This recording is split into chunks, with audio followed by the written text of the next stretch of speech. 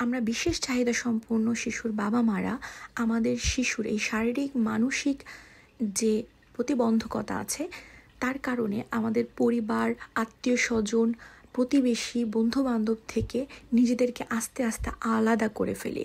কারণ অনেকের অনেক ধরনের আচরণ এবং কথা আমাদেরকে কষ্ট দেয়, যে কারণে আমরা সহজে কারোর সাথে পরবর্তীতে মিশতে কমফোর্ট ফিল করি না।